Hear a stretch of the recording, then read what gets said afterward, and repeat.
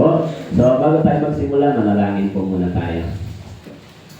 Mahabagin naming Diyos, maraming salamat po sa umagang ito. Sa patuloy naming pagsunod at pananatili sa iglesia na iyong itinayo at sa patuloy na pananatili sa Ebanghelyo na ipinagkatiwala niyo po sa amin kahit hindi pa po kami malago sa aming sa kaalamang ito, subalit patuloy niyo po kaming sinasanay, tinuturuan hanggang sa kayo po ay bumalik. Sa araw na ito, mag-aaral po kami ng inyong salita. Nawa po ang salitang ito ay hindi lamang magbigay sa amin ng talino, magbigay din sa amin ng spiritual na pagkain. Naunawa namin kung ano ang dakilang kalooban ng Diyos hanggang sa ito po ay aming masunod. Kaya tulungan niyo po kami sa araw na ito na maunawaan ang salita ng Diyos sa ilalim ng iyong biyaya at habag. Dumadalangin din po kami sa lahat ng mga nakikinig sa salita ng Diyos. Tulungan niyo po sila na lumago at makaunawa, lalo na po dito po sa Balilad at dito po sa Kailaway Church. Maraming salamat po, Panginoon. Ito po ang aming dalangin sa pangalan ni Jesus. Amen. Okay? So, kung may Bible po kayo, buksan po ninyo sa Aklat ng Mga Awit. Okay, chapter 51. Aklat ng Mga Awit, chapter 51. Beginning verse 1 hanggang 10. Beginning verse 1 hanggang 12. Pero medyo mahaba. Babasahin na lamang po muna natin yung mula verse 10 hanggang 12. Okay po. So, nandiyan na po kayo? Okay, babasahin ko po. Sundan nyo na lamang po. Sa verse 10 hanggang 12. Lumalang ka sa akin ng isang malinis na puso, O Diyos, at muli mong baguhin ang matuwid na espiritu sa loob ko. Sa iyong harapan ay huwag mo akong paalisin, at ang iyong banal na espiritu sa akin ay huwag mong bawiin. Basahin po natin verse 12, sabay-sabay po. Ibalik mo sa akin ang kagalakan ng iyong pagliligtas at alalayan ako ng may espiritong nagnanais. So, ito po ang salita ng Diyos. Okay. So, pag pinag-aralan po natin itong awit, chapter 51, ay mayroon po itong isang istorya, no? Narrative history sa panahon ni Haring David. Okay?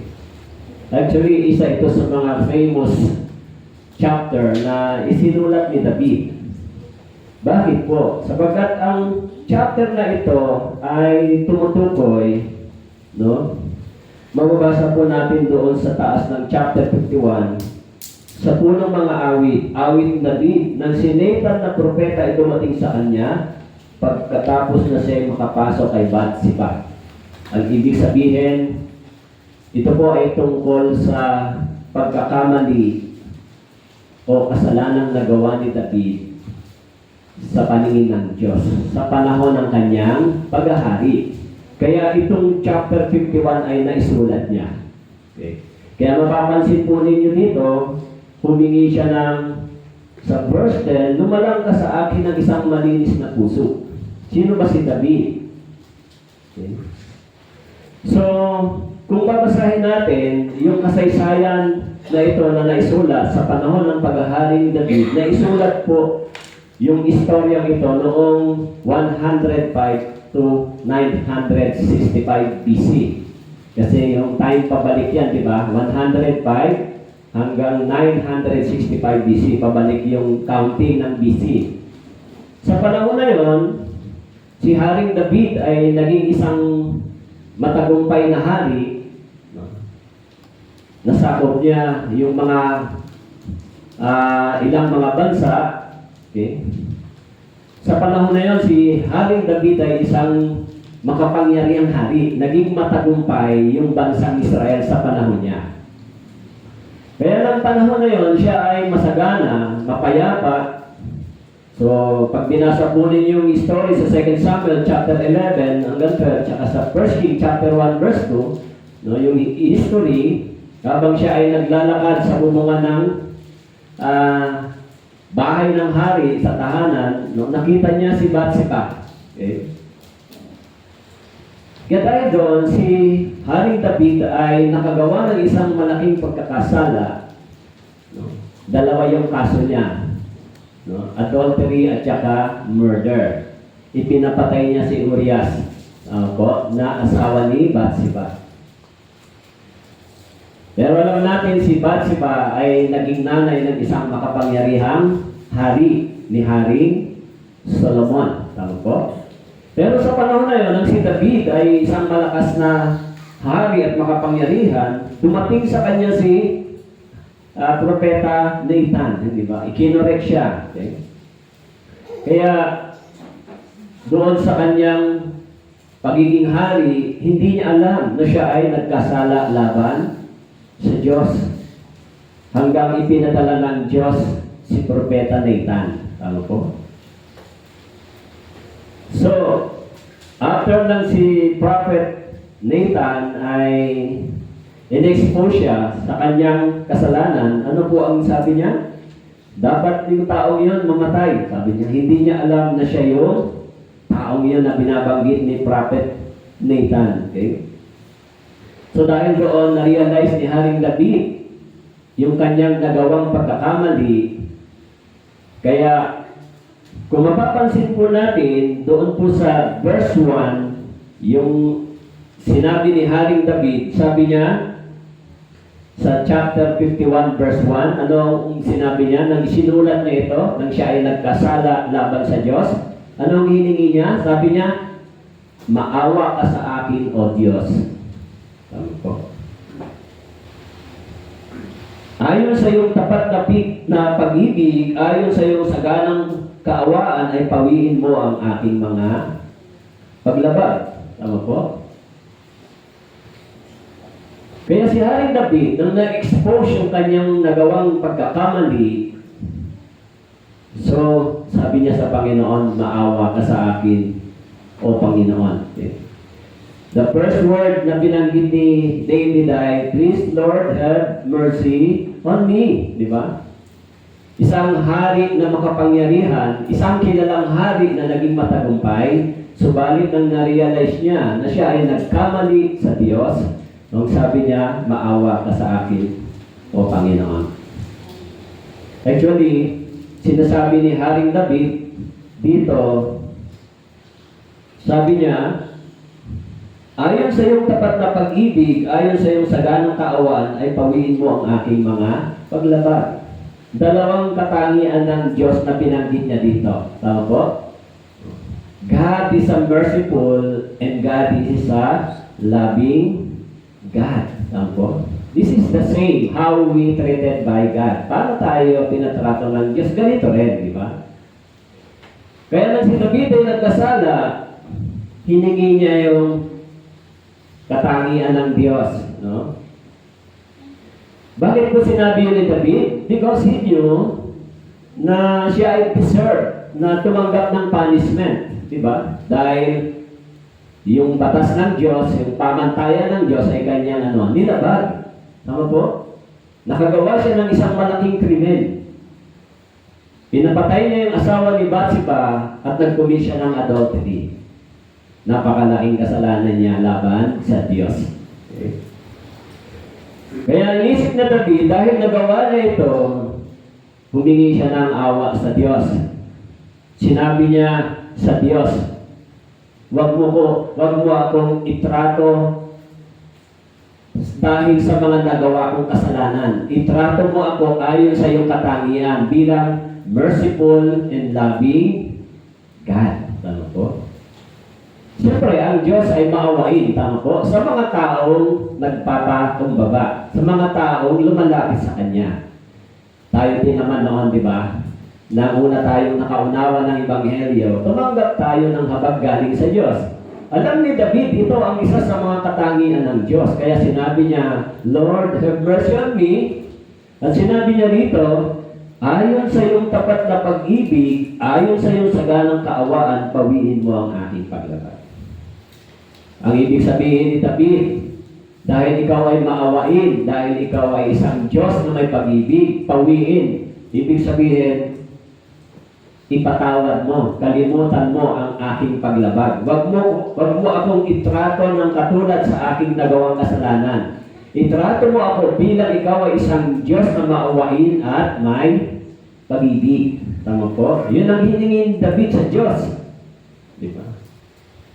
Kaya sinabi niya, dito sa verse 1, maawa ka sa akin. Okay? Kaya kung mapapansin po natin, ang Diyos ay maawain. Sinabi niya, be gracious or show undeserved favor. Okay? Hindi siya nagkaroon ng excuses. Tama po.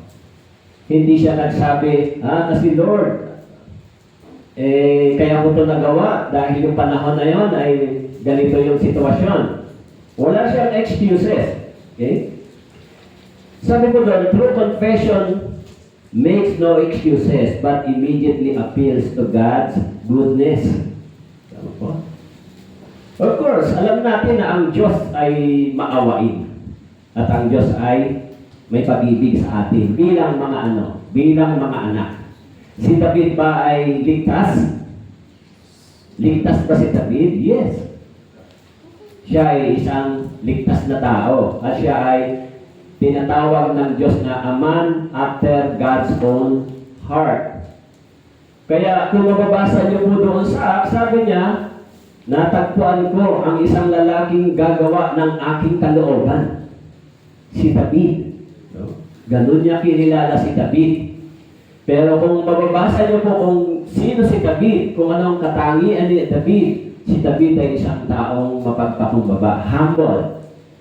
Sa kabila ng kanyang pagtatagumpay, mula sa pagiging isang pastor ng tupa, hanggang sa tinawag siya ng Diyos para maging isang hari at makapangyarihang hari sa bansang Israel, si David ay pinili ng Diyos para maghari sa bansang Israel. Okay.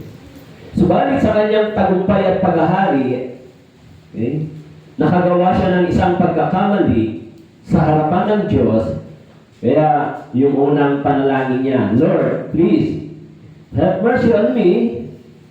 At sinabi niya rito, ayon sa iyong tapat na pag-ibig, ayon sa iyong saganang kaawaan, pawiin mo ang aking paglabag.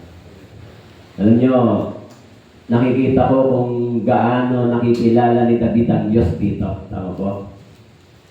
Kilala niya ang Diyos bilang merciful. Kilala niya ang Diyos bilang mapagmahal. Of course, kilala niya rin ang Diyos bilang isang hukom.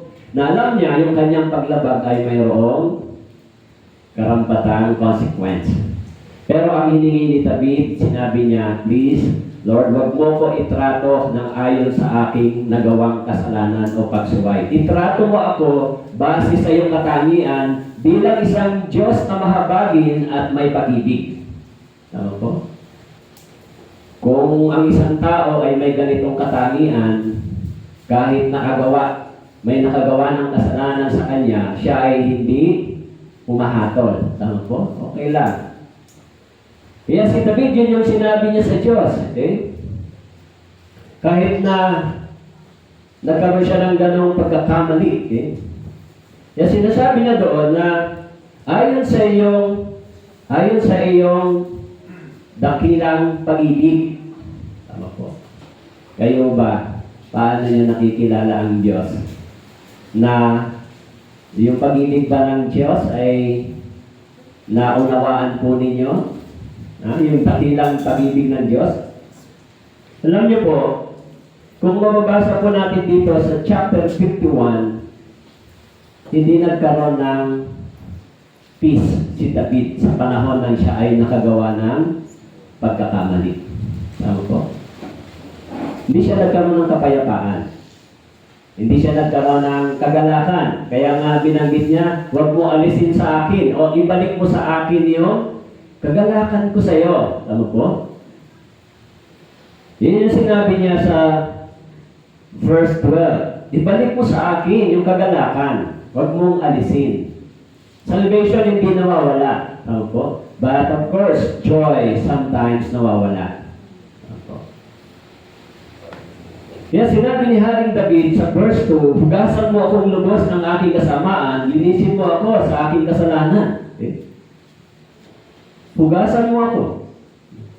Actually, in the Old Testament, kapag ang mga Israelita ay nagkakasala, nagdadala sila ng sin offering, hindi ba? Para sa kanilang nagagawang kasalanan. At yung dugo ng hayop na yon ay ginagamit para sila maging malinis. So, once a year, yun yung shadow ni Christ. Once a year, okay? Kaya kahit nagawa ni David yung bagay na yon, actually, sa verse 3, mapapansin po natin, chapter 51, verse 3, sabi niya, sapagkat aking nalalaman ang mga pagsuway ko at ang aking kasalanan ay laging nasa harapan ko. Ito yung sinasabi ni David.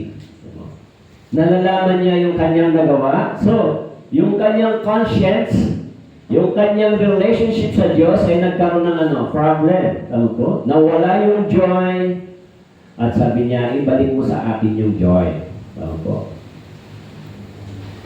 Kaya sinasabi niya, Panginoon, sinasabi niya dito, ayon sa iyong saganang kaawaan, pawiin mo ang aking paglaban. Ayon sa iyong dakilang pag-ibig. Di ba? Ganun ang Diyos. God is a merciful and loving kindness. Kaya yung topic natin ngayon ay nilagyan ko ng title. Actually, may awit siya di ba? Create me a clean heart. Tama po? Create in me a clean heart. Okay? Humingi si David ng bagong puso. Isang malinis na puso. Tama po? Ibig sabihin, isang malinis na conscience. Isang malinis na relasyon sa Diyos. Baguhin mo yung puso. Sabi niya, baguhin mo yung puso ko, O Diyos. Ibalik mo yung kagalakan sa akin dahil nakagawa ako sa iyo ng pagkakamali. Bilang iyong lingkod. Kaya, sinabi niya rito, sa verse 3, sapagat aking nalalaman yung mga pagsuway ko. Actually, the believer's conscience will not give him rest while he continues in unrepentancy. Yung kalagayan ni David, hanggang hindi siya humihingi ng habag, and wala siyang repentance, wala siyang peace of mind, di ba? Sa harapan ng Diyos. Wala yung joy. Walang joy sa kanyang puso. Dahil sabi niya, dahil nalalaman ko ang aking pagsuway. Tama po? Kaya yung kaibahan ng mga taong ligtas at hindi ligtas ay malaki pagdating sa ganitong kalagayan. Hindi ba? Hindi ba binabanggit sa Ephesians chapter 4, kung tayo ay mayroong kasalanan, ang Espiritu ng Diyos tayo po ay yung Espiritu ng Diyos napipighati. Tama po? Si Haring David, ang Espiritu ng Diyos nangusap sa kanya sa pamamagitan ni Prophet Nathan. Inutusan ng Diyos si Prophet Nathan. Kausapin mo siya. Di ba? Dahil sabi ng Diyos sa kanya, yung kasalanan ginawa niya ay lihim. Tama po? Hindi nalalaman ng mga tao. Kaya nga, sinabi niya doon sa kanyang isang general, si Urias, ipadala mo sa labanan. Pag nandun na siya, ilagay mo siya sa harapan ng mga matatapang na kaaway. Pag nandun na siya sa labanan, umatras kayo. Di ba? Pinagplanuhan niya kung paano ipapapatay si Urias. Tama po? Nabasa niyo ba yun? Dahil nagkaroon siya ng malaking pagkakamali. Gusto niya mapagtakpan yun. Sabi niya. Kaya si Haring David, nang siya ay sinita, nang siya ay kinausap ni Prophet Nathan, nabuksan yung kanyang isipan. Kaya sabi niya doon sa verse 3, nung dumating si Prophet Nathan, nagbigay muna si Prophet Nathan ng isang talinhaga. Di ba? Actually, si Bathsheba ay itinutuloy na isang lamb. It's a victim that time. Kaya sinabi ni Haring David, dapat mamatay ang taong yun. Di ba? Kaya sinabi sa kanya ni Prophet Nathan, ikaw ang taong yun. Tama po? Kaya dahil doon, sa kanyang nagawa na isulat niya yung Awit chapter 51. Yun yung dahilan kung bakit mayroong chapter 51 sa aklat ng mga awit. Actually, from chapter 1 hanggang chapter 72, ito ay isinulat ni Haring David sa kanyang mga panalangin sa Diyos. Kaya nang siya ay nabuksan yung kanyang isipan sa verse 3, nagkaroon siya ng divine knowledge and understanding na meron siyang nilabag na violate niya yung batas ng Diyos. Katulad ng tax collector, di ba, na na-share. Nung na-realize niya na ang Diyos ay isang hukom, na-violate niya yung God's law, humingi siya ng habag sa Diyos. Katulad ni Haring David, sinabi niya, "Oh God, please have mercy on me." Di ba? Kaya, dahil sa kanyang kalagayan, doon po sa verse 4 hanggang verse 5, sabi niya, "Laban sa iyo lamang ako nagkasala, nakagawa ng kasamaan sa iyong paningin, upang ikaw ay maging ganap sa iyong pagsasalita, at walang dumi sa iyong paghatol." Sa verse 5, sabi niya, "Narito, ako'y ipinanganak sa kasamaan at ipinaglihi ako ng aking ina sa kasalanan."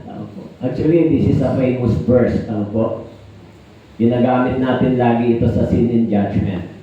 Na-discover ni Haring David, bagamat siya ay tinawag ng Diyos bilang hari, subalit ang kasalanan ay nagkukonsip sa kanya. Okay? Nasa kanyang panloob pa rin na pagkatao.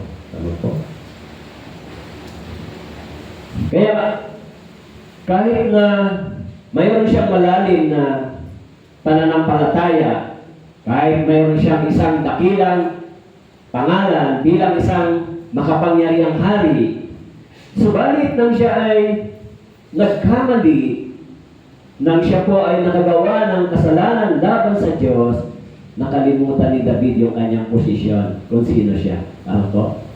Nakalimutan niya na isa siyang dakila at makapangyarihang hari. Nakita niya yung kanyang sarili na isa siyang miserable sinner na nakagawa ng paglabag sa harapan ng Diyos.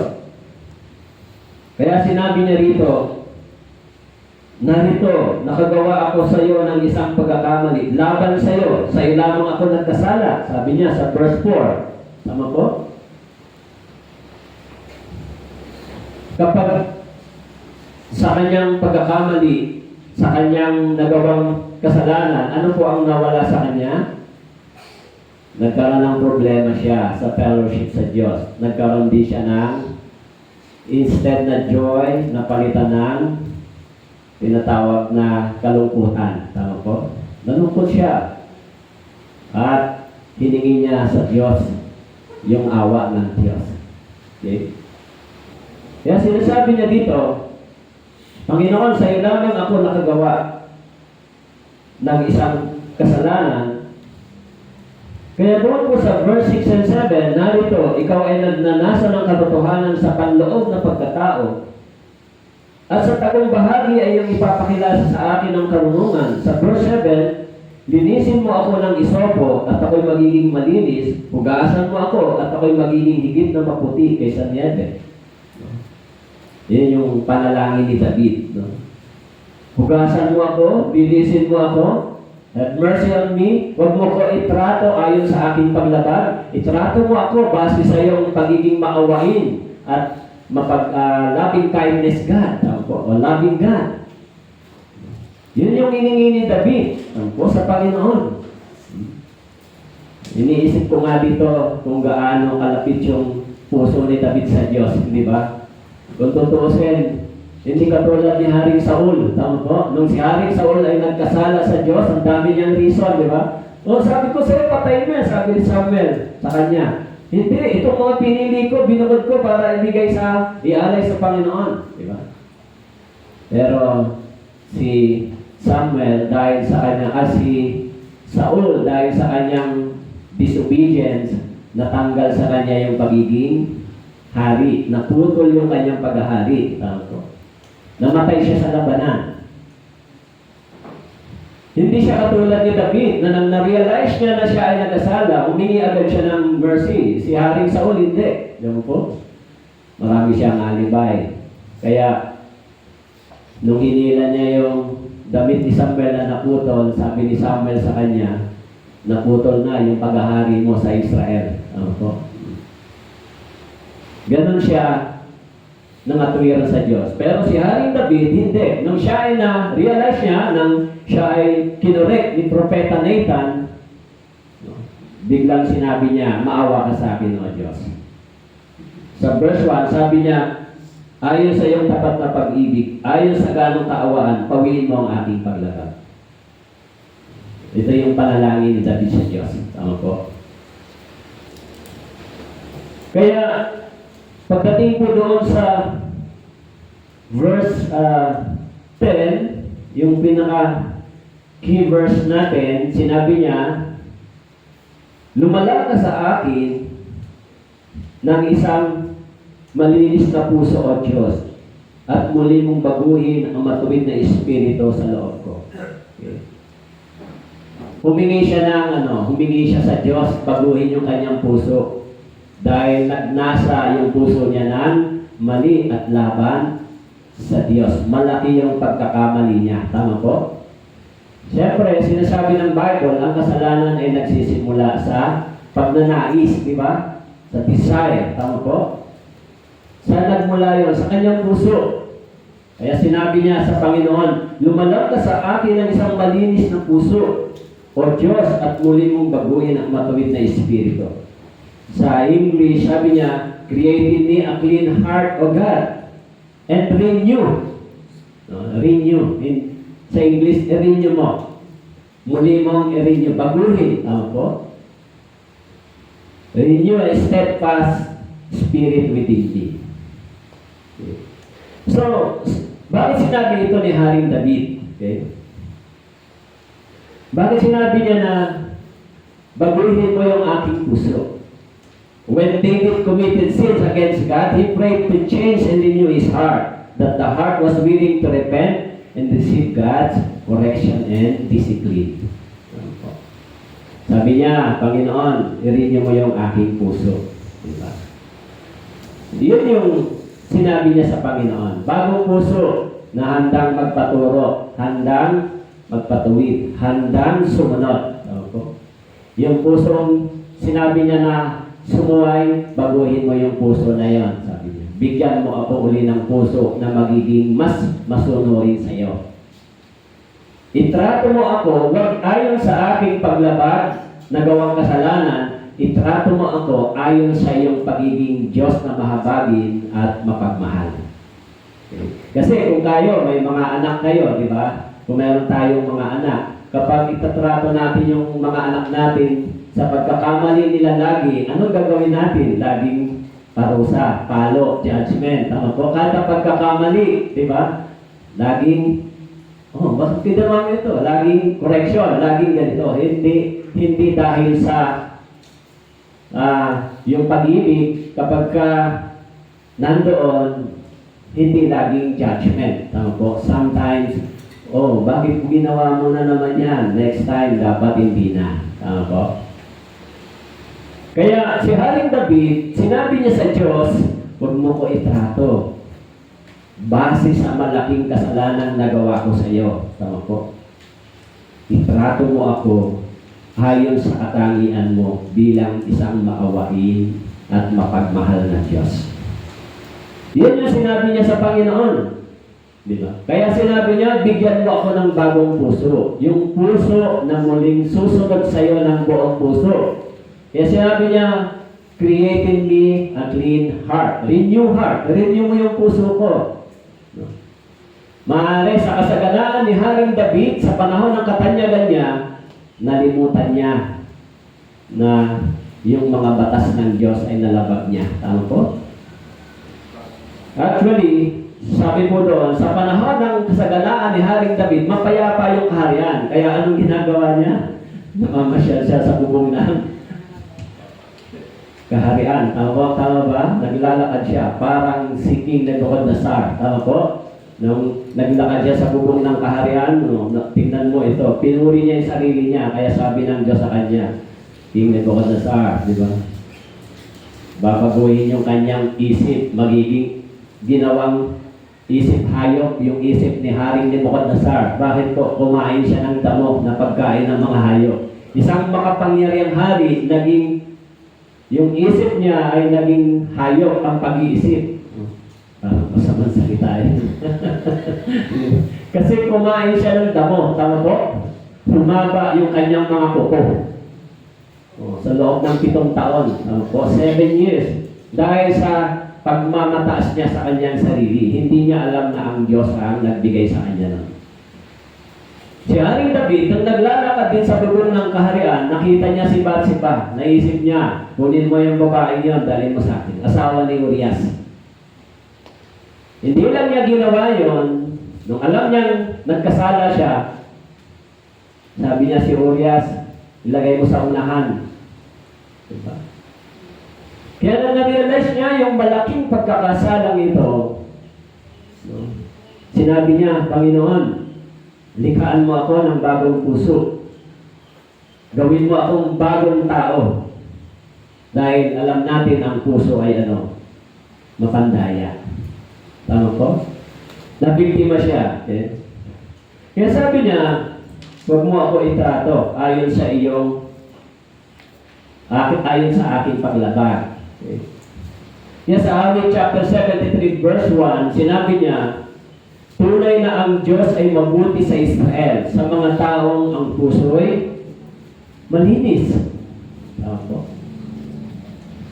Sabi dito, tunay na ang Diyos ay mabuti sa Israel. Kanino? Sa mga taong ang puso'y malinis. Di ba? Kaya, creating me a clean heart. Tama po?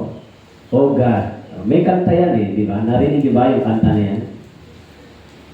So, kaya, yung bagay na yon na nagawa ni David, nakasulat siya ng chapter na ito. Okay? Kaya sa Awit chapter 73, sinabi niya verse 1, ang Diyos ay mabuti sa mga taong ang puso'y malinis. Actually, tayo ay nilinis ng Panginoon. Tama po? Nilinis tayo ng dugo ng Panginoon. Ang ating mga puso ay binago. Tama po? Kaya sa Ezekiel chapter 36 nakasulat, hindi ba? Bigyan mo ako ng puso, bagong puso. Pusong malinis, dalisay, at sumusunod, di ba? Kaya may kanta-kanta Tagalog yan, di ba? Pusong dalisay, di ba? Ang aking nais, di ba? So, yun yung ninais ni Haring David. Kaya sa Proverbs chapter 20 verse 9, sinabi niya, sino ang makapagsasabi, puso ko'y aking nalinisan, ako'y malinis mula sa aking kasalanan? Sa Proverbs chapter 20 verse 9, sino ang makapagsasabi, puso ko'y aking nalinisan, ako'y malinis mula sa aking kasalanan? Actually, kahit minsan, yung puso natin ay nagiging changeable, di ba? Kahit na tayo ay nagkaroon ng tunay na pag-ibig sa Diyos, nagkaroon tayo ng tunay na pagsamba, nagkaroon tayo ng tunay na pagsunod, pero sometimes, yung puso natin ipinipihit pa rin. Tama po? Kaya tayo nag-struggle minsan, katulad ni Haring David. Alam niyo po, sa Old Testament, sa Lumang Tipan, ang mga tao ay nakikipag-usap ng directly sa Diyos. Opo. Nananalangin sila, pinakatagpo sila ng Diyos. Kaya sabi po ni Haring David, ikaw o Diyos ay isang mauwain.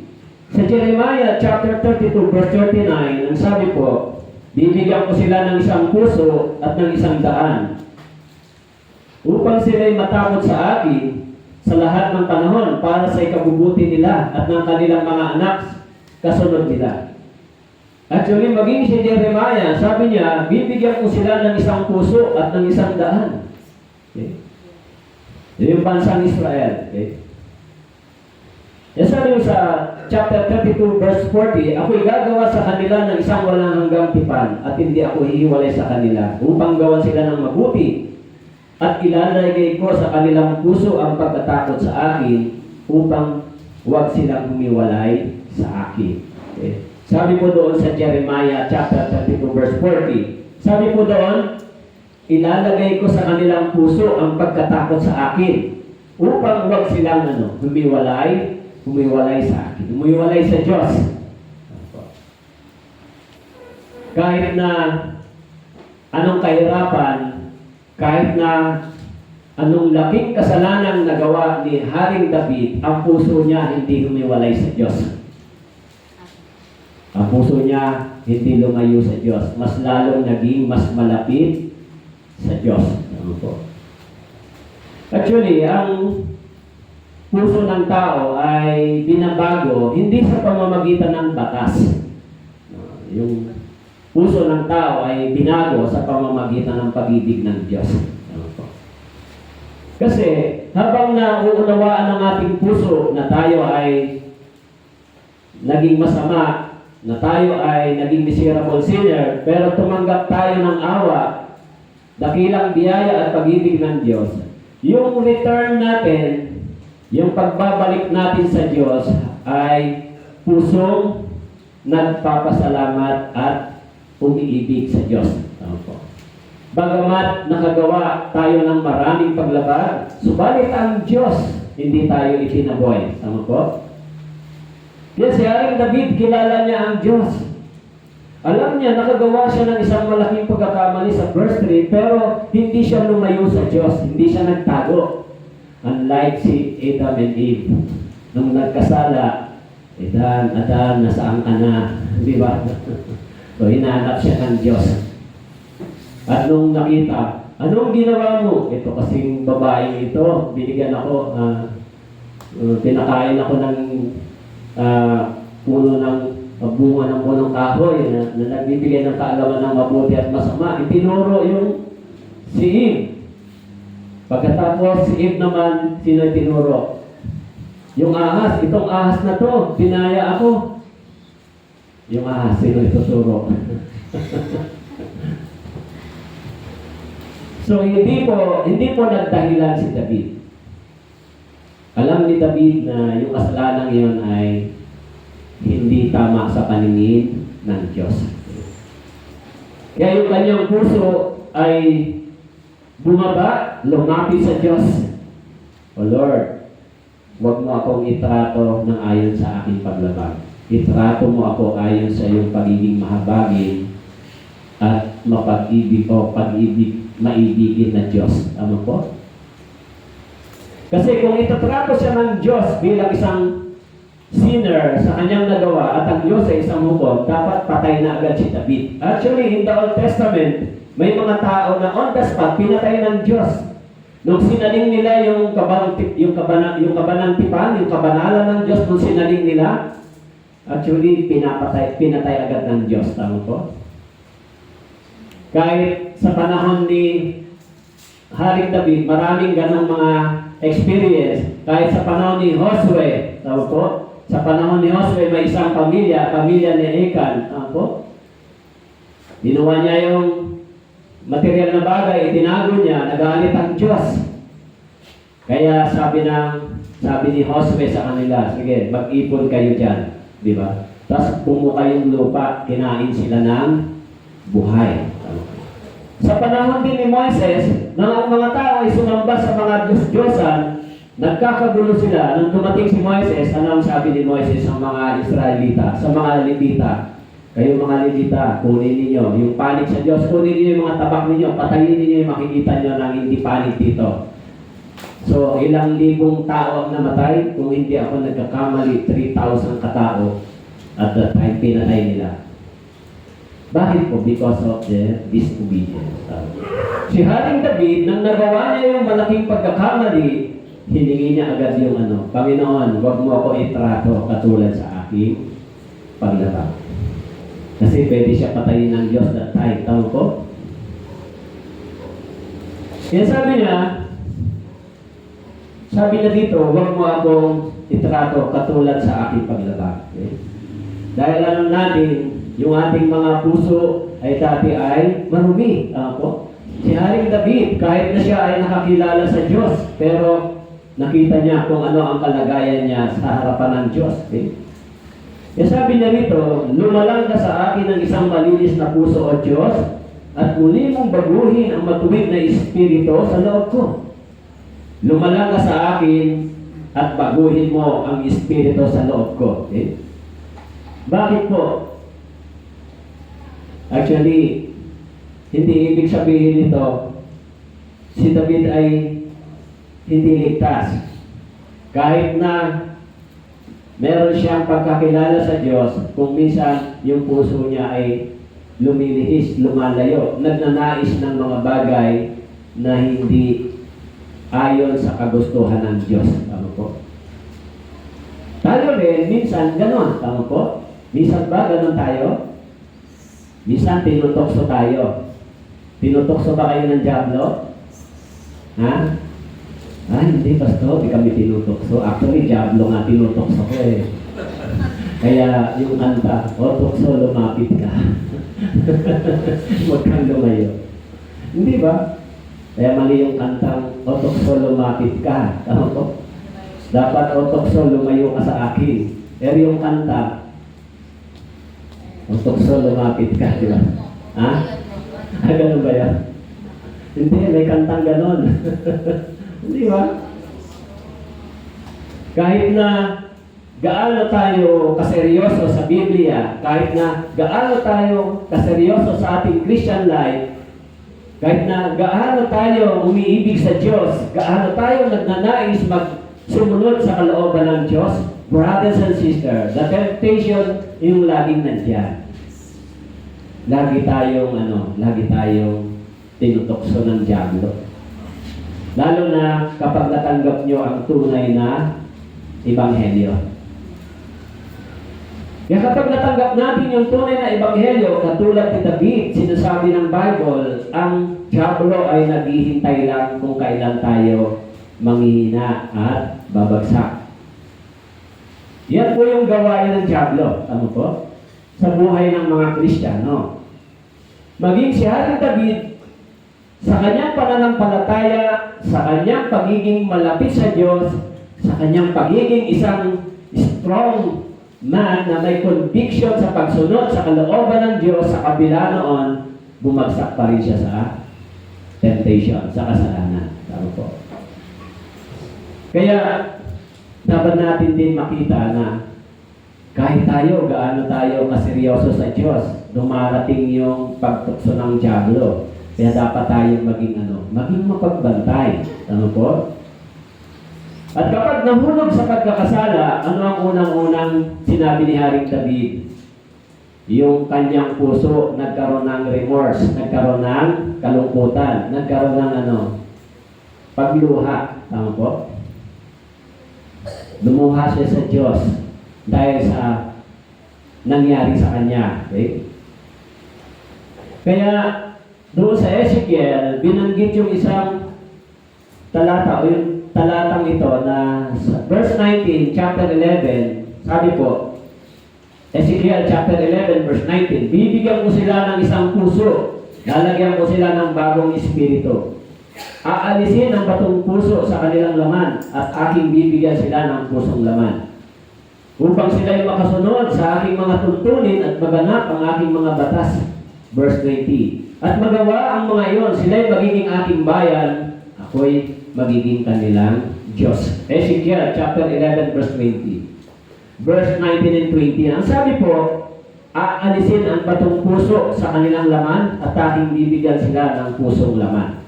Actually, dati hindi ko maintindihan itong salitang ito eh. Iniisip ko, ano bang ibig sabihin ng bibigyan sila ng pusong laman? May puso ka naman talagang laman. Tama po? Bakit kailangan pa ng pusong laman? May laman naman akong puso, di ba? Yung puso ay laman, tama po, nandito sa loob. Pero ang ibig sabihin nito, yung pusong laman ay magiging soft, magiging humble, magiging teachable at masunuri. Kaya yung pusong bato ay hindi masunurin. Pero sabi dito, bibigyan ka ng bagong puso. Kaya si Haring David, sabi niya, i-renew mo yung aking heart. Isang pusong nagsisisi, isang pusong lumalapit at sumusunod sa iyo. Tama po. Kaya sinabi po dito, ano ang purpose pag binigyan tayo ng pusong laman? Sabi diyan, para daw makasunod sa mga tuntunin. Madaling sumunod. At sabi dito, maganap ang aking mga batas, magawa ang mga iyon. Sila'y magiging aking bayan, ako'y magiging kanilang Diyos. So, yun yung purpose. Diba? Yan yung mga puso ng mga taong ligtas ay bagong puso. Diba? Brand new. Brand new ba yung puso nyo? Yung pagkatao ay brand new panloob. In 2 Corinthians chapter 5 verse 17, lahat ay ginawang bago. Tama po? Kaya tayo bilang mga naligtas, bilang mga nakatanggap ng biyaya ng Diyos, meron tayong puso na pagnanais sumunod at gumawa sa kalooban ng Diyos. Meron din tayong pagnanais dito sa salita ng Diyos. Meron din tayong pagnanais na maglingkod sa Diyos. Ito yung mga bagong puso. Pero kung wala ka nito, maaari wala pa yung bagong puso. Hindi pa na ipanganak na muli. Kaya tayo bilang mga Kristiyano, kayo bilang mga naligtas, kung naligtas po kayo, ganyan na yung kalagayan ng inyong puso. Meron kayong pagnanais para sa Diyos. Katulad ni Haring David. Kahit na siya minsan ay nagkakamali, kahit nakagawa siya ng gano'ng kalaking pagkakamali, yung puso ni David hindi lumalayo sa Diyos. Yung kanyang pag-ibig at pagsunod, paghingi ng awa ay naroon pa rin. Okay? Kaya sinabi niya, baguhin mo ang aking espiritu sa aking panloob. Actually, sabi sa Mateo chapter 5 verse 8, mapapalad ang mga may malinis na puso sapagkat makikita nila ang Diyos. Mapapalad ang mga may malinis na puso. Actually, ang salitang mapalad sa Biblia ay nagagalak, masaya ang may malinis na puso. Yun yung ibig sabihin. Kaya sabi, sapagkat makikita nila yung Diyos. Okay. Kaya sinabi ni Haring David, baguhin mo ang aking puso at bigyan mo ako. Baguhin mo ang aking espiritu. Okay. Kaya sinabi na rito, ang ibig sabihin, baguhin mo ang aking pag-iisip. Baguhin mo yung aking pagnanais. Alisin mo yung masamang bagay na nagawa ko laban sa iyo. Okay. Kaya sabi niya dito, sa Preston, lumalang na sa akin ang isang malinis na puso o Diyos, muli mong baguhin ang matuwid na espiritu sa loob mo. Yung aking pag-iisip, baguhin mo, Panginoon. Yung pagnanais kong mali, baguhin mo, O Diyos. Tama po.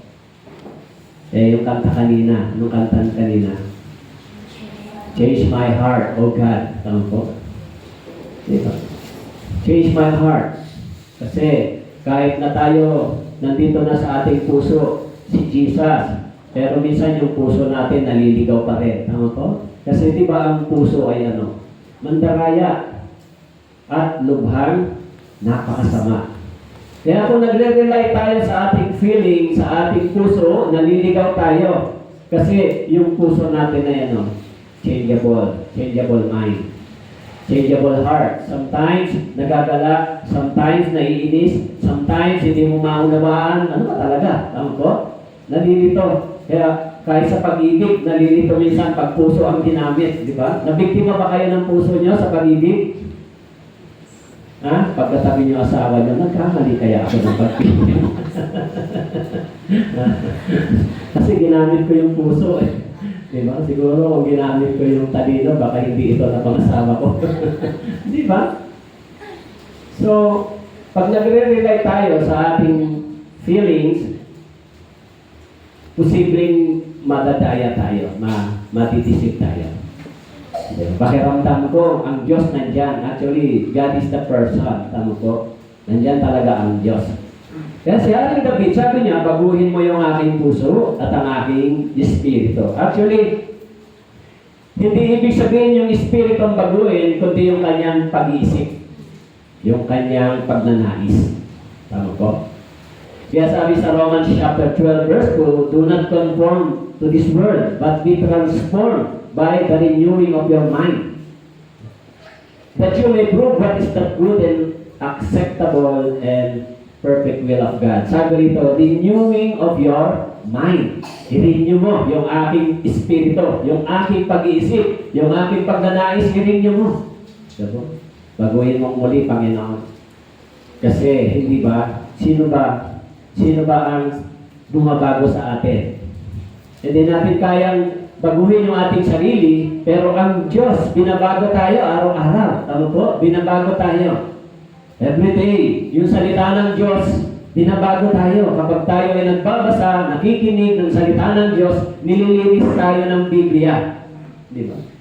Kaya yung sanctification process, yung Christian life, Christian living, habang tayo nagpapatuloy, kaya kung minsan, hindi ba, nung naalala ko, nung si Jesus at saka si Peter, anong sabi ni Jesus kay Peter, halika rito, hugasan ko yung mga paa mo. Lord, huwag lang buong paa. Pati ulo, paliguan mo na. Sabi ni Jesus, kung lahat na nahugasan sa'yo, malinis na, wala nang marumi. Ang ibig sabihin, bagamat yung paa lang ang hinugasan, hindi pa perpekto yung buhay Kristiyano. Lalakad ka pa rin minsan sa kamalian. Tama po? Kaya yung paa ay hinugasan upang lumakad ka sa kabanalan, sa katwiran ng Diyos. Pero hindi pa buong katawan. Kasi darating yung time, lalakad ka pa rin ng kasalanan sa Diyos. Okay? Kaya yung buhay Kristiyano natin ganito. Kahit minsan lumalakad tayo sa kabanalan, sa tama, sumusunod, pero minsan tayo ay nalilikaw, naliliko. Tama po? Katulad ni Haring David, sa panahon na siya ay naging isang hari, sa panahon na siya ay isang naging makapangyarihan at matagumpay, lumakad siya kasama niya ang Panginoon. Lumakad siya ng may kabanalan at katwiran. Pero sa kabila ng kanyang paglakad ng buong puso, dumating yung panahon na siya din ay nagkamali. Iyon ang ibig sabihin, our Christian life ay hindi pa perfecto. Tama po? Meron bang perfect na sa atin? Wala pa. Ang alam ko meron. Pangalan lang. Perfecto. Yan ang pangalan mo. Pero hindi ka perfect. Tama po? Wala pa. Kaya nga sabi dito, kapag tayo ay naliligaw, dapat nalalaman natin ito. Kasi ang banal na espiritu, katulad ng ginawa ng Diyos kay Haring David sa panahon na yon, ipinadala si Propeta Nathan para siya i-remind. Pinaalala sa kanya yung kanyang nagawa. Okay? Yun ay gawain ng banal na espiritu sa atin. Tama po? Tayo, kahit walang propeta na pumunta sa bahay natin o sino man, saan man tayo, mayroong espiritu ng Diyos na nagre-remind. Di ba? Sinabi ng Bible, ang banal na espiritu ay naging templo tayo. Tama po? Kahit walang propeta, pero ang espiritu ng Diyos nangungusap sa atin. Kung wala yung espiritu ng Diyos, ligtas ba o hindi? Hindi ligtas. Tama po? Kaya sabi doon, please renew my spirit. Ang ibig sabihin, baguhin mo ang aking pag-iisip para magkaroon ito ng tunay na pagsunod sa iyong salita. Para magkaroon ito ng tunay na pagnanais, banal na pagnanais at banal na pagsunod sa iyong salita. Baguhin mo ako, Panginoon. Change my heart and change my mind. Kasi yun ang nangyari kay Haring David. Di ba? Bagamat sa panahon na naghari siya, yung isip at puso niya nakapokus sa Diyos. Pero dumating yung time na distract siya. Tama po? Na-distract siya ng kasalanan. Tama po? Na-distract siya.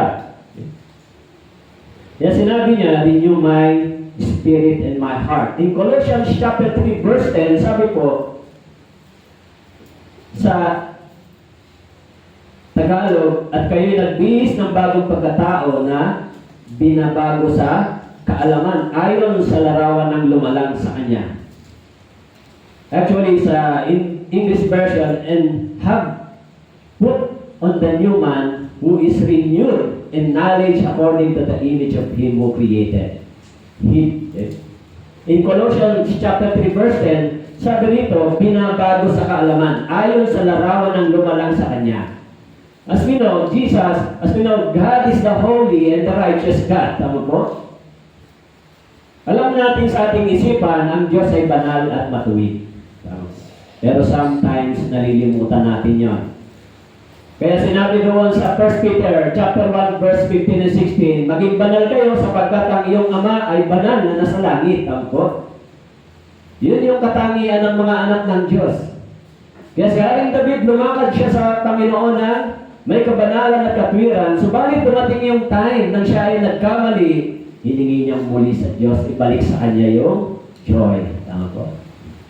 Pero yung relationship ni David sa Diyos bilang isang ligtas, hindi po nawala. Okay? Nagkaroon lang siya ng harap. Tama po?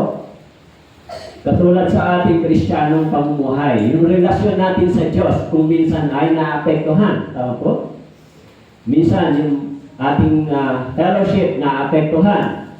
Kapag tayo nadidistract ng sanlibutan ito, kapag nadidistract tayo sa sanlibutan ito, nadidistract tayo ng sin, yung relationship tsaka yung fellowship natin, naapektuhan. Tama po? Walang iniwan sa parents saka sa anak. Kapag yung anak ay hindi sumusunod, naapektuhan yung kanilang relationship. Tama po? Tsaka yung fellowship. Ganun yung nangyayari. Katulad ni Haring David. Okay? Kaya, nang nangyari yun kay Haring David, humingi siya ng bagong puso na nagnanais muling sumusunod at pag-iisip. Kaya sometimes tayo din, minsan may ganito tayong puso. May desire tayo na hindi natin na papapagwarihan yung Diyos. Tama po? So dahil yung buhay natin dito sa mundo, imperfect pa. Yung Christian life natin, maraming struggles. Maraming struggle. Kaya hindi nyo dapat makalimutan yun. Alam natin na habang ginugusto natin lumakad sa kalooban ng Diyos, habang ginugusto natin sumunod sa kalooban ng Diyos, mas malakas yung temptation na ibinibigay sa atin ng kaaway. Sa mga preachers, sa mga pastors, ano ang temptation? Ang unang-unang temptation sa mga preachers, knowledge. Ano po? Bakit po? Since pag nakuha mo yung knowledge, natuto ka, naniniwala na sa iyo yung mga nakikinig, magkakaroon ka ng pangalawa, pride. Ego. Tama po. Magkakaroon ka ng ego. Pride. Hindi ka na makikinig sa iba. Hindi mo na pakikinggan yung iba. Kahit tama yung sinasabi nila, because of knowledge and pride and ego, bakit ikaw lang ba may alam? Ano po? Kaya yung mga preacher, yung temptation sa kanila, magkaroon sila ng ganitong ugali. Pagiging egoistic person. Diba? Tapos yung ego, ma-pride. Hindi na sila makikinig. Maraming mga nagsimula walang alam sa Biblia. Yung una, basa-basa lang. Tapos nung natuto na, pinakikinggan na. Pag pinakinggan mo magturo, iba na yung tono ng boses, di ba? Alam nyo, lagi ko nga naalala yung sinasabi ni Pastor Yohanri. Minsan daw, may mga tao na akala niya humble pa siya. Parang ganon. Akala niya humble pa siya sa harapan ng Diyos. Pero hindi niya alam, ma-pride na siya at mataas na yung ego. Akala niya. Yan yung bumibiktima sa mga nagtuturo ng Biblia. Bakit? Ano ang pinakamahirap na tao na maging magpakumbaba? Yung taong maraming alam at matalino. Tama po? Yung tingin niya sa kanyang sarili siya ay matalino at maraming alam. Mahirap mag-humble down. Kaya yung mga taong walang alam, madali lang na mag-humble yan, di ba? Ano nga, may pagmamalay ko, wala man akong alam. Kaya yung mga taong marurunong, bihira. Kaya sometimes, tayo din, yung Christian life natin, minsan ay nakakalakad tayo sa ganitong kalagayan. Tama po. Minsan yung diablo, ayaw tayo tantanan. Okay? Kaya doon po sa Acts chapter 11, verse 23, sabi po,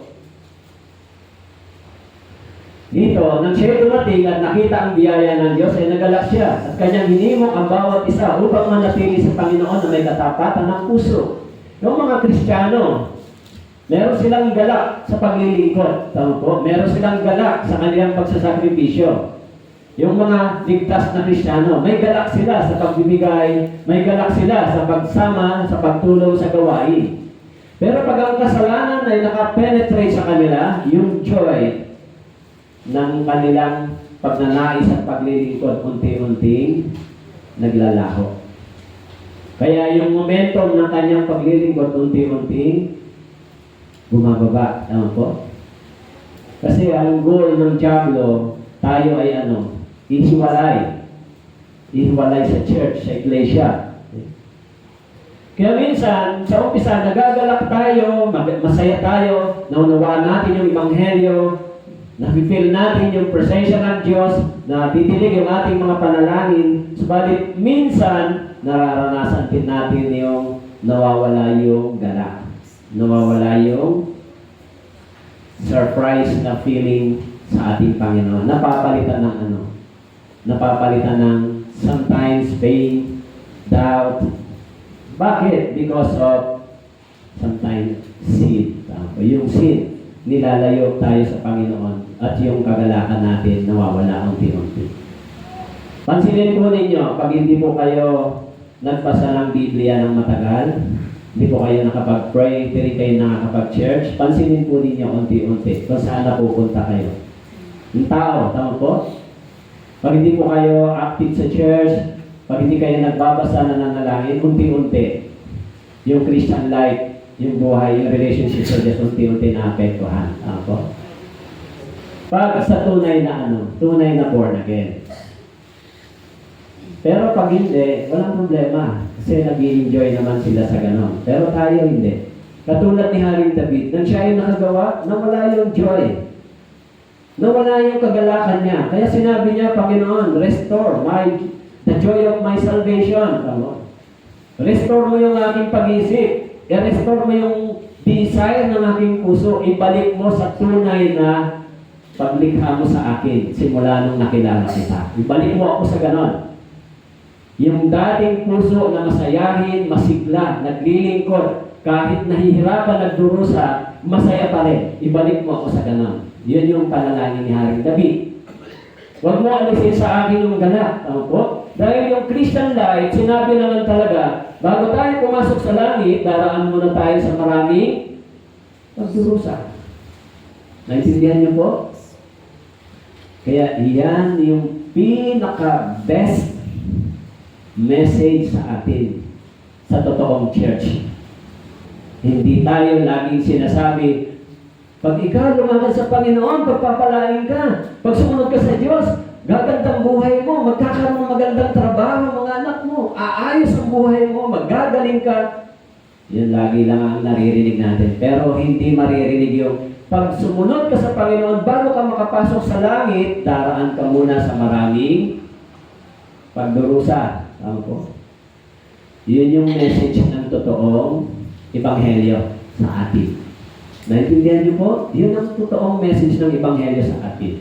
Pero it doesn't mean, kung dumaan tayo sa suffering, pagdurusa, ay wala tayong joy. Merong joy sa kabila ng pagsunod na may pagdurusa. Okay. Kaya nang si David ay tumalangin, doon po sa verse 11, sabi niya, sa iyong harapan, huwag mo akong paalisin. At ang iyong banal na espiritu sa akin, huwag mong bawiin. Sa iyong harapan, huwag mo akong paalisin. Ano po? Parang naalala niya, nang si Cain ay nagkasala, pinaalis ng Diyos. Ano po? Sabi niya, sa iyong harapan, O Diyos, huwag mo akong paalisin. At yung banal na espiritu sa akin ay huwag mong bawiin. Kaya, do not cast me away from your presence. Yun ang ibig sabihin. Once na nag-commit si David ng kasalanan, ang presensya ng Diyos ay lumayo sa kanya. Ano po? Bakit po? Sapagkat yung Diyos ay banal at siya ay nakagawa ng sin, yung presence of God ay dumistan sa kanya. Okay? Kaya sabi niya, sa iyong harapan, huwag mo akong paalisin. Ibig sabihin, sa iyong presensya, huwag mo akong itaboy. Naintindihan niyo po? In your presence, and do not take your Holy Spirit from me. Hindi po ito yung Espiritu ng Diyos, alisin mo sa akin. Okay. Bakit niya sinabi ito? Because in the Old Testament, nagtatagumpay ang mga hari kapag ang Espiritu ng Diyos ay tumutulong at sumasama sa kanila. Tama po.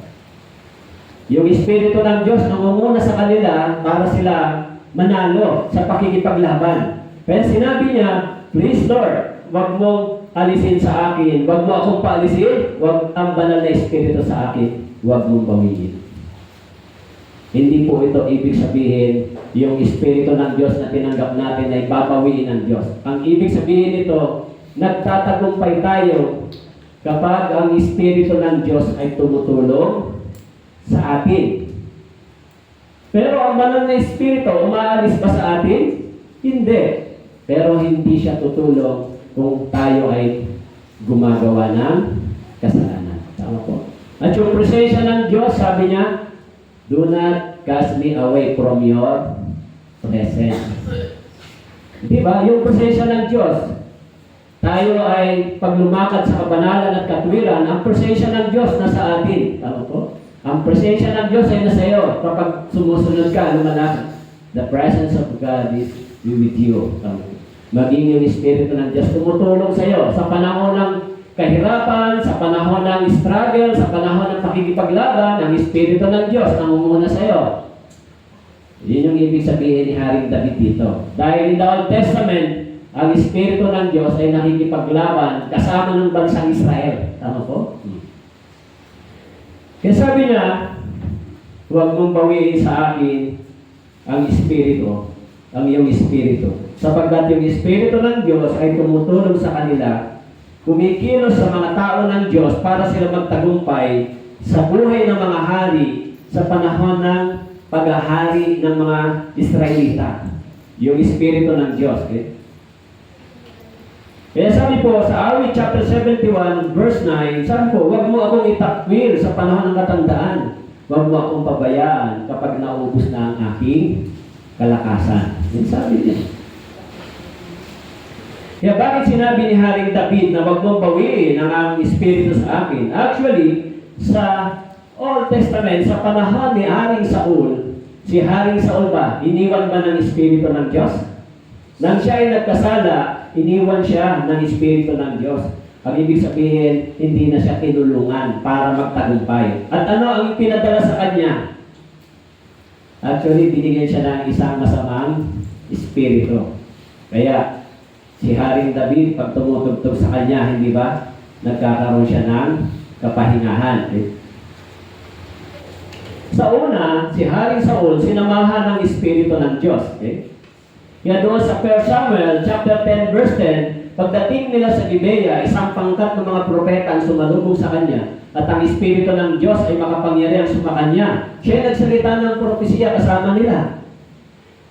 Si Haring Saul, nang siya po ay tinawag para maging hari, ang Espiritu ng Diyos ay makapangyarihan sumakanya. Okay? Ibig sabihin, from the ordinary person, naging isang mighty man. Tama po? Naging powerful person. Nang sumakanya ang Espiritu ng Diyos, tumulong sa kanya, kay Haring Saul. Kaya sa una, si Haring Saul ay nagtatagumpay sa maraming labanan. Dahil ang Espiritu ng Diyos, sinasamahan siya, tinutulungan siya. Pero nang siya ay nagkasala laban sa Diyos, sa 1 Samuel chapter 16, verse 14, sabi niya, unang Samuel, ngayon, ang Espiritu ng Panginoon ay humiwalay kay Saul, at isang masamang espiritu mula sa Panginoon ang nagpahirap sa kanya. Yan nangyari kay Samuel. Nung siya ay sumuway, sabi doon, ang Espiritu ng Panginoon humiwalay kay Saul. Ibig sabihin, yung presensya at tulong ng Diyos nawala sa kanya. Umalis. Kaya si Haring David, nang siya ay nagasala, sabi niya, huwag mong alisin sa akin ang iyong espiritu. Hindi ibig sabihin espiritu ang nasa kanya, kundi yung espiritu ng makapangyarihang kalakasan upang siya magtagumpay laban sa kanyang mga kaaway. Okay? Kaya sabi niya, huwag mong alisin sa akin, Panginoon, ng espiritu ng kalakasan na ibinigay mo para magtagumpay ako laban sa lahat ng aking mga kaaway. Okay? Si Haring Saul, nang siya ay nagkasala, sa unang Samuel chapter 16 verse 14, humiwalay sa kanya yung espiritu ng Panginoon. Kaya sa labanan, hindi na siya naging matagumpay. Namatay siya sa labanan.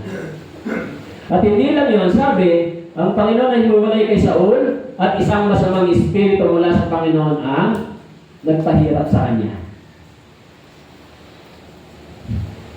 Kaya sabi mo doon sa verse 15, 1 Samuel chapter 16 verse 15, sinabi ng mga lingkod ni Saul sa kanya, tingnan mo, may masamang espiritu mula sa Diyos na nagpapahirap sa iyo. Yun yung kapalit. Nabasa mo ninyo sa 1 Samuel chapter 16, sabi sa kanya ng mga tao niya, tingnan mo Saul, may masamang espiritu mula sa Diyos. Yung espiritu ng kalakasan na ibinigay sa kanya, pinalitan ng espiritu na nagpapahirap sa kanya. Yung una si Saul, yung espiritu ng Diyos, pinalakas siya. Ginawa siyang extraordinary person. Kaya sa kanyang pakikipaglaban, nung una nang si Saul ay hindi pa sinasama ng espiritu ng Diyos, siya ay takot. Tama po? Pero nung sinamahan siya, naging matapang siya at makapangyarihang hari. Kaya nagtatagumpay siya. Pero nang siya ay nagkasala, ang sabi ko dito, yung espiritu ng Panginoon ng kalakasan umalis sa kanya. Itong espiritu ito na nagbibigay sa kanya ng kalakasan para magtagumpay laban sa lahat ng kanyang mga kaaway. Kaya sabi ko dito, sinabi ng mga lingkod ni Saul sa kanya, tingnan mo, may masamang espiritu mula sa Diyos. Yung espiritu ng kagalakan ay napalitan ng paghihirap. Kakaiba kay Haring David, hindi ba? Sabi niya, Panginoon, huwag mong bawiin sa akin ang espiritu. Kaya doon po sa awit, chapter 43 verse 2, sabi niya, sapagkat ikaw ang Diyos na aking kalakasan, bakit mo ako itinakwil? Bakit ako lalakad na tumatangis dahil sa kaaway kong malupit? Si Haring David, sabi niya, sapagkat ikaw ang Diyos na aking kalakasan. Yung Diyos, yung Espiritu ng Diyos, nagbibigay ng lakas sa atin. Nagbibigay ng lakas kay David. Nagbibigay ng pagtatagumpay kay David laban sa lahat ng kanyang mga kaaway. Kaya sabi niya, sapagkat ikaw Diyos na aking kalakasan. Kapag ang Espiritu ng Diyos ay dumating, nagiging matapang na tao. Katulad ni Gideon, hindi ba? Si Gideon, ang tinawag ng Diyos, dumating ang Espiritu sa kanya ng Diyos at siya ay tinawag. Mula doon sa 1,000 sundalo hanggang sa 300 soldiers ang naiwan. Tama po? Sapat na yan para magtagumpay. Dahil ang Espiritu ng Diyos ay sumasama sa iyo para ka magtagumpay. Maging sa Genesis chapter 6 verse 3 na ang tao ay nagkasala, sinabi ng Panginoon, ang aking Espiritu ay hindi laging mananatili sa tao sapagkat siya'y laman. So, kaya yung Espiritong ito na nagbibigay ng kalakasan, matapang na puso, kapag nang si Haring David ay nagkamali, yung espiritu ng kalakasan ito na pagiging matapang na puso ay naging mahina. Kailan ka nagiging mahina para ipaglaban ang kabanalan at katwiran ng Diyos? Yung katotohanan, kailan magiging mahina ang isang tao? Kapag ikaw ay nagkasala. Naalala ko yung kwento ng isang brother na born again siya. Sinasabi niya yung born again siya, pero totoo namang born again siya. Dahil isang araw, nalimutan niya, siya ay natawag ng kanyang mga kaibigan, ng kanyang kamag-anak, napainom siya. Pero born again siya. Kaya sabi niya doon sa mga kainuman niya, punta kayo sa church para makilala niyo ang Diyos. Mag-born again kayo, malaman niyo yung Diyos. Habang nagiinom sila, sinabihan siya ng mga kasama niya, ikaw nga gumagawa ka ng ganito, tapos gusto mo pa kaming dalhin sa church niyo. May power ba yung sinabi niya? Wala. Dahil bakit po? Nabubuhay din siya sa kasalanan. Tama po? Nawalan siya ng kapangyarihan, tama po, para gamitin yung kanyang salita sa mga taong ito. Tama po? Kaya si Haring David, nawalan din siya ng lakas. Nawala yung kanyang joy. Nawala yung kanyang pagnanais. Nawala yung kagalakan niya. Kaya sinabi niya, Panginoon, ibalik mo sa akin yung bagay na yun. No? Nung naglaho yung kanyang galak. Okay? Maging sa Judges chapter 13 verse 25, sabi ko dito, nagpasimulang kinusin siya ng Espiritu ng Panginoon. Ito po ay si Gideon, hindi ba? Si Gideon, ikinilos siya ng Espiritu ng Diyos para makipaglaban sa mga kalaban ng Israel. Ano po? Sabi diyon sa Judges chapter 13 verse 25, nagpasimulang kinusin siya ng Espiritu ng Panginoon. Actually, maging ang bansang Israel, nang sila ay tumalikod, umalis din ang Espiritu ng Diyos sa bansang Israel. Tama po? Iniwan sila. Kaya nung sila ay dating matagumpay na bansa, naging isang bansa sila talunan. Nung iniwan, umalis ang Espiritu ng Diyos, iniwan sila. Tama po? Kaya sa panahon na yon, sila ay naging mahirap at naging talo ng bansa. Okay? Sa Judges chapter 13 verse 25 po. Okay? Yan sa Judges chapter 15 verse 14, sinabi rin po, nang siya'y dumating sa Lehi, ang mga Pilisteo ay nagsisigawan, samantalang kanilang sinasalubong siya. Ang Espiritu ng Panginoon ay makapangyarihang lumukob sa kanya, at ang mga lubid na nasa kanyang bisig ay naging parang lino na natupok sa apoy, ang kanyang mga tali ay nalaglag sa kanyang kamay. So, yung Espiritu ng Diyos ay nagbibigay sa atin ng lakas. Tama po? Binibigyan niya tayo ng matapang na puso para tayo ay para lumakad sa kalooban ng Diyos. Intindihan niyo po? Nasa atin ang Espiritu ng Diyos, subalit binibigyan tayo nito ng kalakasan para magtagumpay. Subalit kung tayo ay hindi lalakad sa kalooban ng Diyos, ang Espiritu ito ay hindi gagawa sa pamamagitan natin. Hello, naintindihan niyo po? Katulad ni Haring David. Okay?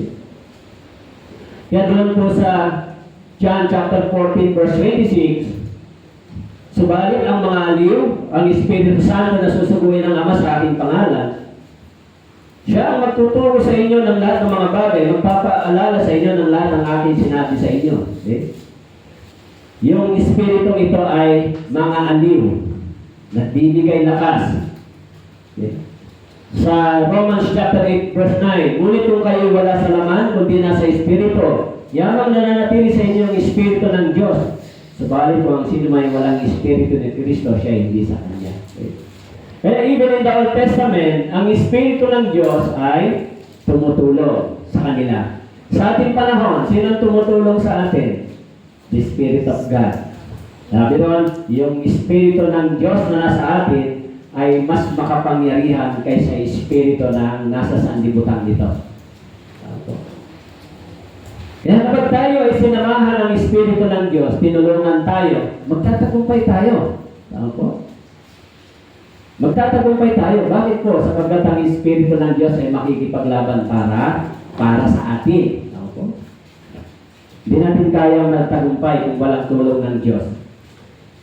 Kaya si David sa Awit chapter 51 verse 12, sinabi niya, Panginoon, ibalik mo sa akin ang kagalakan ng iyong pagliligtas at alalayan ako na may Espiritong nagnanais. Doon sa verse 12, sinabi ni Haring David, restore to me the joy of your salvation and uphold me by your generous spirit. Uphold me. Okay. Restore me. Ibalik mo sa akin yung kagalakan, Lord. Diba? muli mo akong itaas, muli mo akong buhayin sa pagnanais na may paglilingkod sa iyo. Yan yung sinabi ni Haring David. Bakit po? Sapagkat nang siya ay nagkasala laban sa Diyos, yung kagalakan na meron siya ay napalitan ng kalungkutan. Tama po? Kaya yung kaligtasan hindi mo nawawala. Tama po?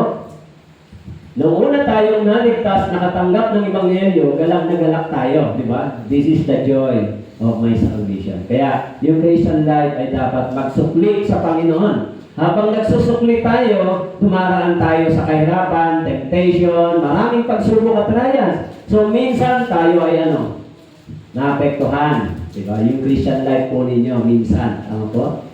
Yung paglilingkod natin sa Panginoon ay humihina. Nawawala yung galak. Tama po? Kaya si Haring David, nang siya po ay nagkasala, sinabi niya, Panginoon, ibalik mo sa akin yung kagalakan ko. Kahit na yung mga Kristiyano dumaraan sa pagdurusa, subalit yung kagalakan na nanggagaling sa Diyos ay nagtuturo sa kanila para manatili at magpatuloy. Tama po? Yung kalakasang ipinagkakaloob ng Diyos, kahit na nahihirapan sila, at yung kagalakan na ibinibigay ng Diyos, nagiging dahilan para manatili at magpatuloy. Pero kapag tayo ay katulad ni Haring David, hindi po tayo nanumbalik sa Diyos. Hindi natin kinamit yung kanyang paraan. Sabi ko dito, maawa ka sa akin, ayon sa iyong tapat na pag-ibig, di ba? Tulad ng sinabi ko kanina, na sinabi ni David sa Panginoon, sa panahon ng kanyang pagkakamali, huwag mo ako itrato ayon sa aking malaking pagkakasala laban sa iyo. Itrato mo ako ayon sa iyong bilang isang Diyos na maawain at Diyos na may pag-ibig. Kaya kung minsan tayo ay nagkakamali, tama po? Nagkakamali ba kayo? Nagkakamali ba tayo minsan? Pag nagkakamali tayo, sabihin natin sa Panginoon, Lord, i-correct mo ako, baguhin mo yung pagnanais ko, turuan mo ako maging matuwid sa iyong harapan. Yan yung tamang puso sa harapan ng Diyos. Yan, sinabi niya sa verse 12, restore to me the joy of your salvation and uphold me by your generous spirit. Generous. Okay? Actually, maging sa Romans chapter 5 verse 11, sabi po, at hindi lamang gayon, kundi tayo nagagalak rin sa Diyos sa pamamagitan ng ating Panginoong Kristo, na sa pamamagitan niya ay tinamo natin ngayon ang pakikipagkasundo. Tayo rin, maging yung mga believer in the Old Testament, in the New Testament, meron din silang joy. May kagalakan sila sa Panginoon. Simula nung natanggap nila yung Ebanghelyo, meron silang meron silang kagalakan sa Diyos. Nagagalak sila. Pero yung pusong nagagalak kung minsan ay dinadalaw ng kasalanan. Ano po? Kaya kung tayo ay dumaraan sa ganitong minsan, dapat ma-recognize natin yung situation natin bilang mga Kristiyano. Masaya pa ba ako sa Panginoon? O nanlalamig na ako sa Panginoon? Wala na yung dating pag-ibig. No? Actually, binanggit po yun sa Revelation, in the last days, yan yung kalagayan ng mga iglesia. Manlalamig, tapos matadivert yung attention sa mga kayamanan, yung mga Kristiyano. Kaya binanggit doon ni John, manumbalik, magrepent, diba? Yun ang dulo. Yun na yung mga paalala niya sa mga Kristiyano in the last days. Kasi marami talagang temptation sa atin. Simula nung naging born again tayo, marami bang temptation sa inyo? Marami. Maraming mga kasalanan ang gustong magpabagsak sa atin. Nakapalibot lang yun sa atin. Tama po? Kaya kung tayo ay hindi seryoso, maaari minsan mahulog tayo dyan. Tama, maaari. Katulad ni Haring David. Kailan ba sa panahon si Haring David nagkasala? sa panahon na masagana, maganda na yung kalagayan ng bansang Israel. Nagtatagumpay sila sa labanan. At si Haring David, nandun na lang siya sa kaharian. Dati sumasama siya sa labanan. Pero nung panahon na yon, yung mga sundalo na lang niya ang umahayo, nakikipaglaban sa labanan, siya, maganda na yung kalagayan niya. Tama po? At yung panahon na maganda na yung kalagayan niya, panatag na siya, okay na, doon siya dinalhan ng temptation. Okay ka na, panatag na isip. Hindi katulad nung dati na nasa labanan siya, lagi siyang tumatawag sa Diyos. Panginoon, tulungan mo ako, magtatagumpay ba ako? Hindi siya umiwalay sa Diyos, tama po? Pero nung matagumpay na siya, panatag na siya, doon siya nahulog sa pagkakasala. Kaya sabi niya rito, Panginoon, ibalik mo ang aking kagalakan. Okay? Kaya si David, sabi niya, ibalik mo sa akin ang kagalakan. Kagalakan ng iyong pagliligtas. Restore my heart. Restore my mind. Renew. Diba? Kaya tayo sumunod sa Panginoon, kaya tayo naglingkod because of joy and because of love. Tama po? Ganito pala ang Diyos. Inibig pala ako ng Diyos. Ganun pala ang ginawa niya. Pinatawad pala niya ako. Alam niyo, sa totoo lang, may mga tao hindi yun ang iniisip. Ang iniisip kung ano sila na. Pero may mga tao na habang tumatagal sa salita ng Diyos, lalong lumalalim yung kanilang pangunawa sa banal na salitang pag-ibig, awa, at pagsunod sa kalooban ng Diyos. Lumalalim tayo sa pag-unawa dito. Ano to? Habang tumatagal, yung ating relationship, yung ating pagsunod, yung ating paglilingkod ay nagiging mas malapit sa Diyos, mas close. Dapat ganon. Habang nagiging mas malapit tayo sa Panginoon, ang Panginoon naman, papalapit naman ang pagdating, pagbalik sa mundong ito. Tama po?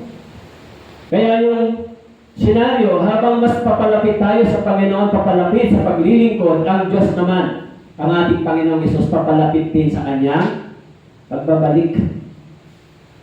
So, hindi dapat habang paparating ang Panginoon, ang puso natin ay malamig, lumalayo sa Diyos. So, anytime ang Panginoon pwedeng dumating, hindi ba? So, dapat tayo bilang mga ligtas, habang paparating ang Panginoon, mas lalo tayong papalapit, nagiging mas malapit. No? Sa salita ng Diyos, sa iglesia, sa pagsunod, sa paglilingkod. Ibig sabihin, yung ating momentum, yung ating joy, yung ating sacrifice, dapat hindi hinto. Ibig sabihin, pataas ng pataas, patindi ng patindi. Tama po? Yun ang buhay ng isang Kristiyano. Hanggang saan? Katulad ng mga disciples, hanggang sa sila ay dumating sa pugutan sila ng ulo. Tama po?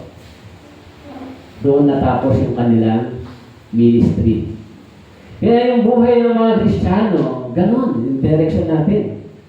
But of course, may joy. Masaya pa ba kayo sa Panginoon? O malungkot na kayo?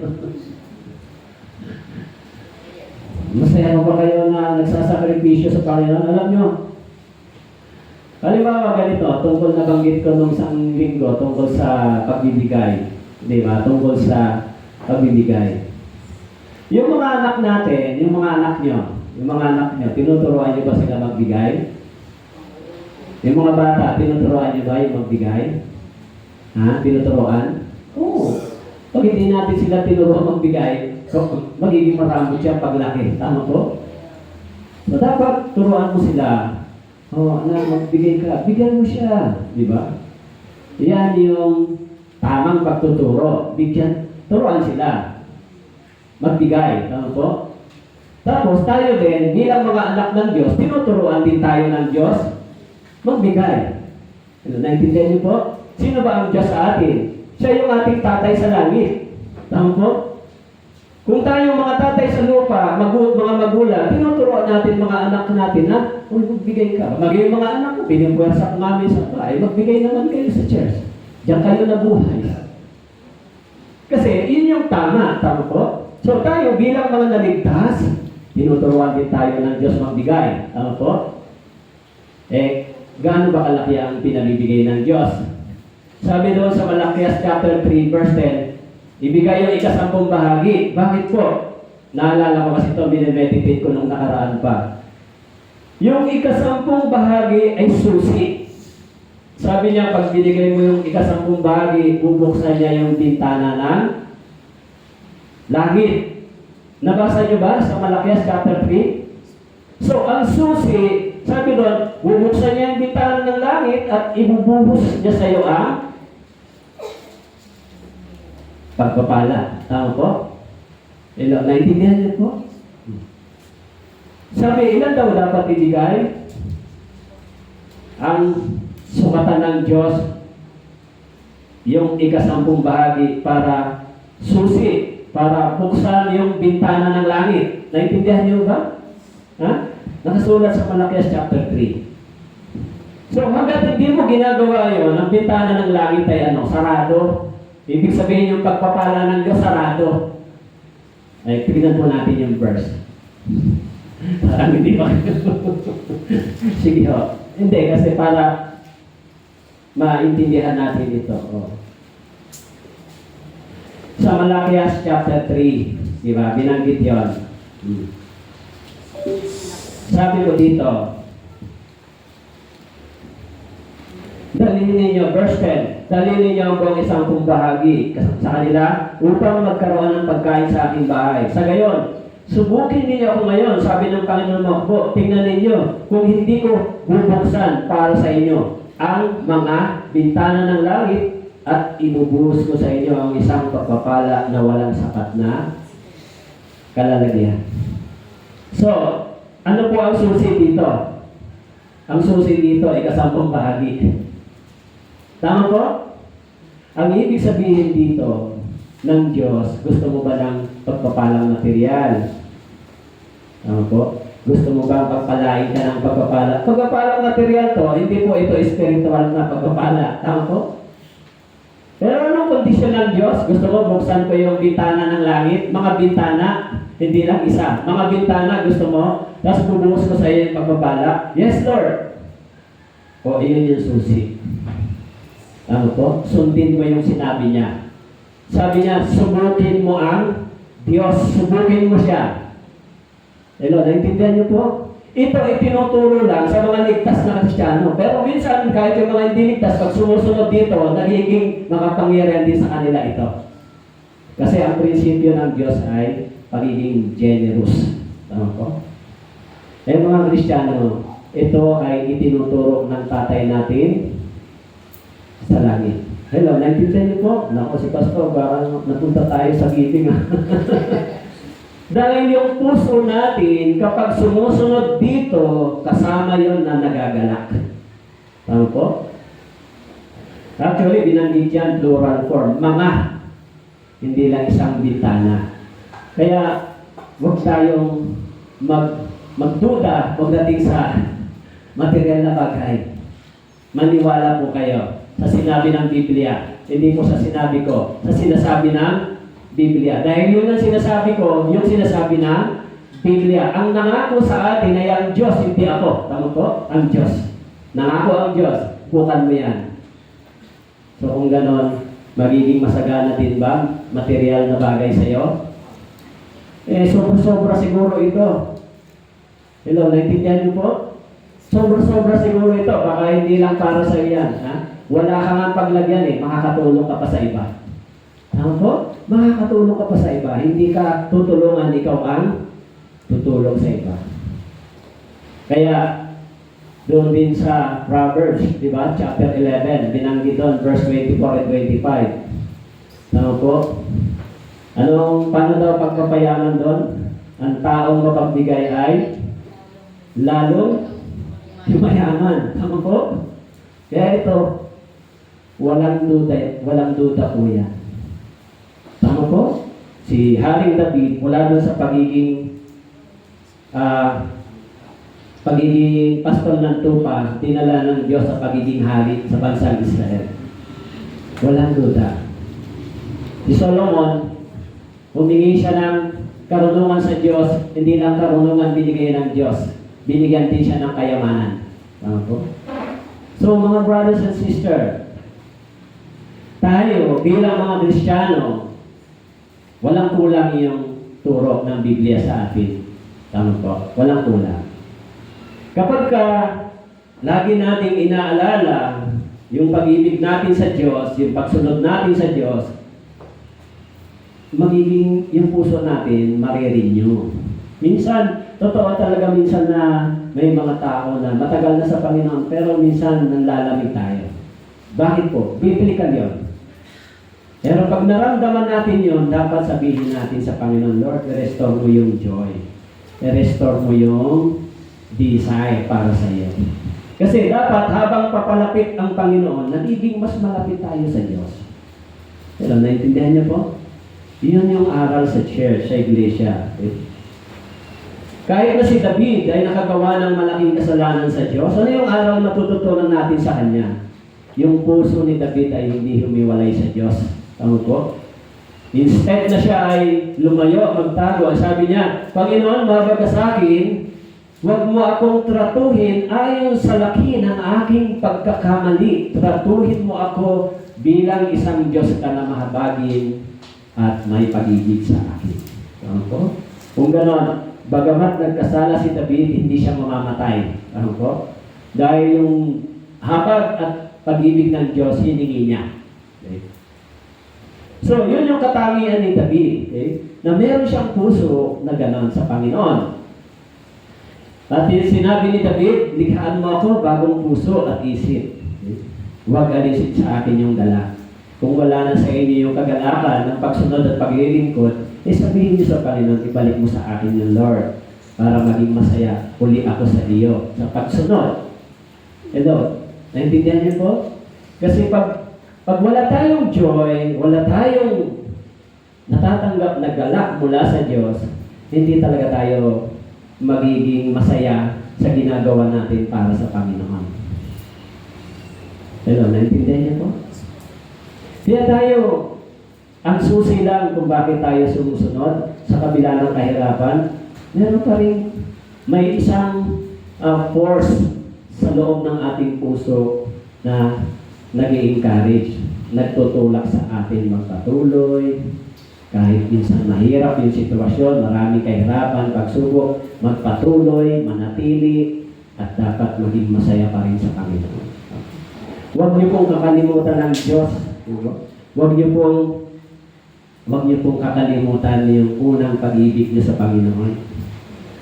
Kasi tama yung pananampalataya natin na hinihintay natin yung pagdating ng Panginoon. Tama yung teaching natin, tama po.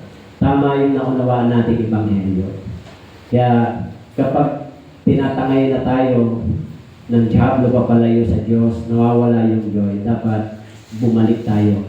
Dapat sabihin natin, Panginoon, yung dati hindi ako ganito Ako ang panalangin ko sa Diyos, kapag nakakaramdam ng pagod, bigyan ako ng rest. Pahinga muna para makarecover ng lakas.